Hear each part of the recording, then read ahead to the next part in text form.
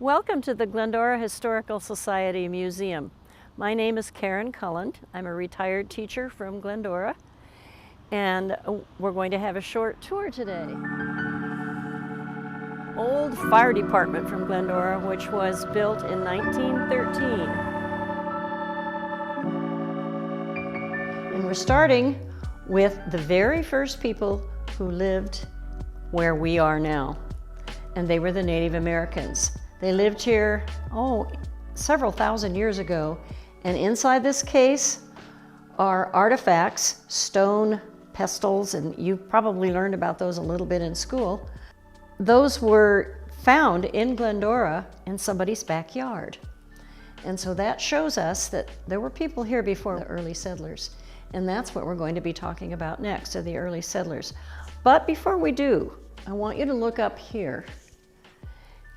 And on the wall is a photograph that was taken right about the time the first settlers came, and it shows us what the land looked like before Glendora looks like it is today with the trees and the beautiful buildings. It was very different.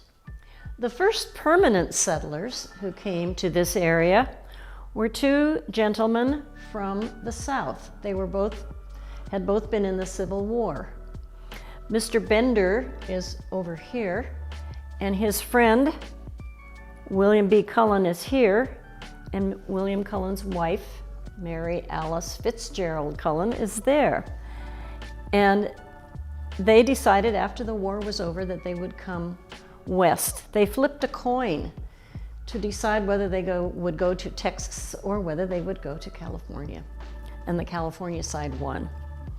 So they came to this area and they each bought 160 acres in 1874. Mr. Bender was not married at that time, but Mr. Cullen and his wife had 2 children at that point. At one point they had 8 children. So they were the first settlers who came here. Mr. Cullen was my great-grandfather. If you were listening carefully when I first introduced myself, you'll remember that my name was Karen Cullen. And so he was my great-grandfather, so I probably talk about him more than I would some other people because of that, because I know more. In the Civil War, he was injured and he lost an arm. He had his arm amputated.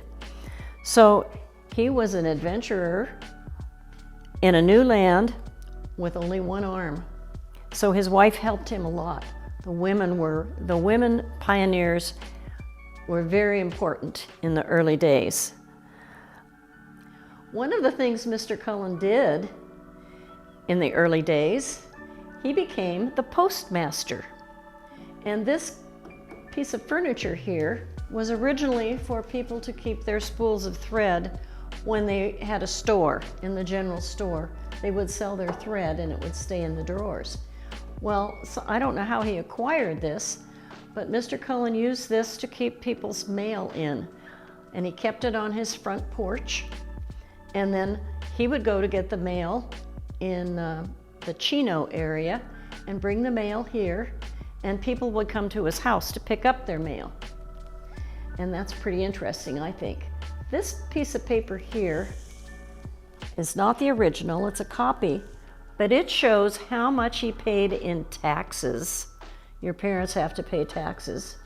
And it shows how much he paid for 160 acres. In 1881, he paid $8.02. Now that might not mean too much to you as younger people, but the adults will be very shocked at how cheap that was, how inexpensive for that many acres. And so I have the real one at my house. He was also the county tax collector for Los Angeles. And so he was collecting his own taxes. But because of that, he had his deputy, it says deputy right there, he had his deputy sign it for him. So his deputy's name was A.E. Sepulveda, which is a pretty famous name in Los Angeles from the early days. In the early days, after Mr. Bender and Mr. Cullen lived here for a few years, other people started to arrive and decide that this was a nice place to live. And one of the people that came, his name was Mr. Fuller. And he decided to start a town right in the same area. And at that point, Glendora didn't have a name yet. And he named his town Alasta after his daughter. And he allowed drinking and gambling in his town. And not too long after that, Mr. Whitcomb came, Mr. George Whitcomb. And he was a developer he was a railroad man from Chicago who decided to develop and plan and make a town.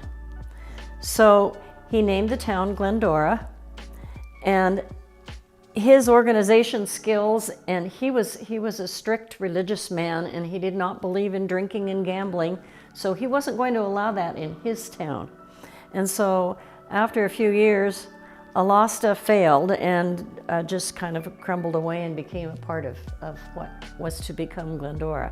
And so next I'm going to tell you a little bit more about George Whitcomb.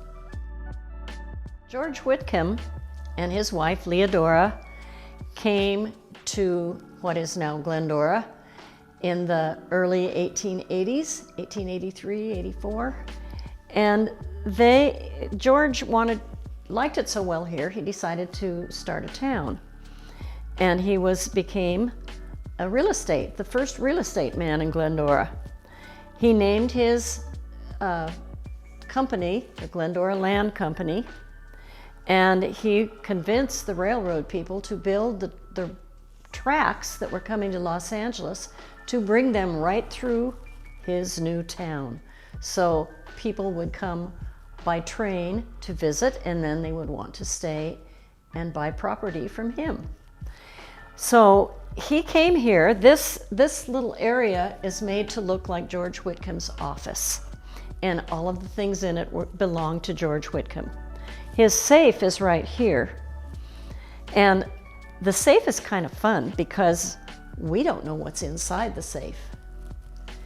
It was broken when they moved it in. So even though we have a combination, we can't make it work. The picture of George Whitcomb and Leodora Bennett Whitcomb, his wife, are hanging on our wall here. George Whitcomb, when he planned the town, named many of the streets after his family members. We have Leodora Avenue, we have Bennett Avenue, which is his wife's maiden name. We have Whitcomb Avenue, and we have Carroll Avenue and Virginia Avenue. Those are all the names of his children and his wife and himself. He also named streets after states that he had visited or states that he had lived in. So the streets that are north-south in the main part of town are named after states. The main street of town in Glendora used to be called Michigan Avenue. When the town was first built, he planned having the main street be Vista Bonita, and the first businesses were built there. But then eventually, somehow, the main street of town became Michigan Avenue. And then back right around 1960, Michigan Avenue was changed to be called Glendora Avenue, which is the main street of town. When we were outside at the beginning of this tour, we were looking at the building, which was built in 1913 to be the fire department. So we recently acquired the bell that was on the fire truck that was used here. The fire truck was a 1915 American LaFrance fire truck. And we have the picture. The city owns the fire truck, and if you ever go to a parade in Glendora, the fire truck is in the parade every time. And the bell is in the picture, and we now have the bell. It was given to us by Chief Robert Gordon, who was the chief many years ago. Another display here shows some of our early police equipment and fire trucks and the city hall. There's a room here in the museum that was the original jail. It's a very small area that was the jail because There weren't that many bad people here. All right, we're in the room that we call the kitchen now, but this was originally the jail. The door was not here, and the bars are on the windows, and you can see a spot on the floor that shows where the bars used to come up. And the jail was here from when the building was built in 1913 until 1922, when the new city hall was built.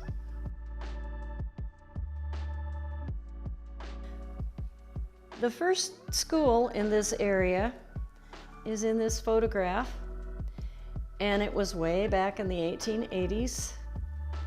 And it's been called by different names through the years. It's mostly known now as Preston School because the man who owned the property was Mr. Preston.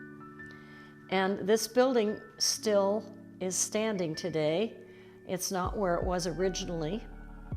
The children in the school, it's just been moved a few blocks. The children in the picture were all the children in that school, a one-room schoolhouse. And my grandfather's right there, and his older sister's right there, and some of his little sisters are here. And the children came from all over the valley, not just Glendora, but all Azusa area, and this is where they went to school. We're going to be talking about the early schools in Glendora right now. The Preston School was the first school in the 1880s, early 1880s, and 1870s also. And then, after Mr. Whitcomb came, the little school became too crowded. So Mr. Whitcomb gave the land and the money to build a new school. The first school was called Glendora Grammar School and was built in 1888. And it was a two-story school, very close to where we are right now at this museum. It was just about 2 blocks away. And that's where all the children in Glendora went to school.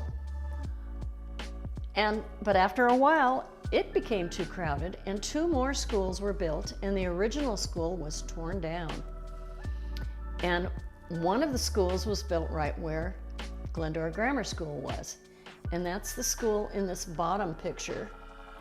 It was called Wilson School, and the picture above it was called Roosevelt School.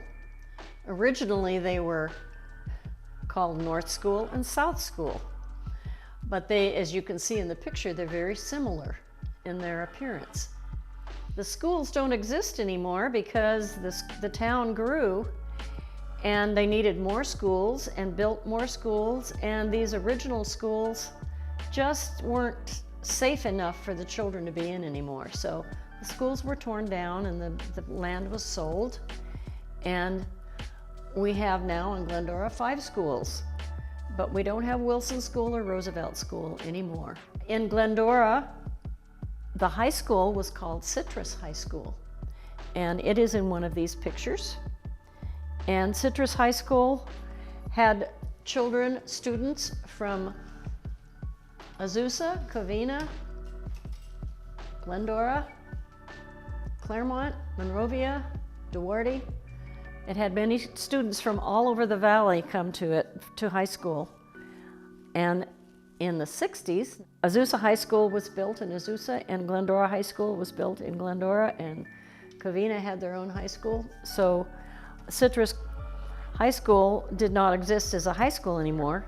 Way back in the early 1900s, Citrus College was begun in the same location as Citrus High School. And Citrus College is still there today, and it's a part of Glendora. The early settlers in Glendora area needed to find some way to make a living, and most of them became farmers if they didn't have a store or a business. And so they became farmers. They discovered that one of the best things to raise in this area on a farm was oranges and citrus trees of various kinds. And so that's not just true for Glendora, it's true for all of the San Gabriel Valley. It was a huge industry. Lots of people were farmers of oranges. My great-grandfather was he had 160 acres, so most of that was oranges. They also raised grapes, but the main industry was oranges and lemons. So many people came and bought land, and this whole area was orange trees, lemon trees, avocado trees, grapefruit trees, lime trees. One of the things, I could go into a long explanation of how they raise the oranges, but I would invite you to come to the museum when it's open again, and come to the museum and visit and learn while you're here, because it takes a long time to explain it. In the picture you can see the picking the oranges from the tree, and how the horses came through between the rows of the trees, and they picked them. The oranges were taken to a packing house near the railroad tracks, so they could be shipped all over the world, all over the United States, and they shipped them by ship all over the world. They didn't have airplanes in those days, or not very good ones. Here, you might want to, I don't know if this will work, but here is one of the bags that the pickers used to pick the oranges. And it's a cool bag. The fun part about it is that the bottom of it is open, but it had clips. So it worked like this. And the pickers would go up in the tree and pick the oranges, and when it was all full, they would come down the ladder, they'd go to the box, and they would unclip it and let it go, and all the oranges would fall out of the bottom into the box. So they didn't have to take the thing off of their shoulder and then dump the oranges out. So that was a pretty cool invention, and they still use those today, a similar kind of thing. They look fancier than this, though. The citrus industry didn't last as long as everybody wanted it to. Everybody misses the orange groves. They're not here anymore. In the 1950s, there was an insect that was not very nice to the trees, and so the trees began to die. Some of the trees didn't, but the farmers couldn't get enough water for their trees because it didn't rain very much here. So they ended up, my father raised oranges, and he had 4 children, and his water bill that he had to pay for the water was more than he got for raising the oranges, for selling the oranges. So they had to begin selling their property. And after World War II, lots of the soldiers came back, and they began to build houses. The real estate people built houses, bought the land from the farmers, and built houses for all the new people that moved here, and made Glendora what it is today. So it's a sad thing that it's gone, but that's what happens in life. Things change, and sometimes they change for the better. Now we're pretending that we're inside the packing house. This is where the oranges were brought after they were picked from the trees. And the oranges were brought there to be cleaned and washed and sorted out according to size, and taken the ones that didn't look too good, take them out and not use them. And they were packed into fancy boxes that have labels on them. And then they were loaded onto a train. And that's why the packing houses had to be next to the train track. And after they were loaded onto the train, they were taken all over the country to places where people could not raise orange trees because the weather wasn't good. And so this is a desk. This is the man who did all the work for the business end of the packing house. And this is his desk. This shows all the people who made their orders. Shows how many oranges they brought in, how much money they were paid, and it kept track of all of them, and that's a big book. Today it would be done on a computer. We hope you've enjoyed this tour today, and in the future we'd love to have you come and visit. Follow us on social media. We hope to see you soon. Thank you.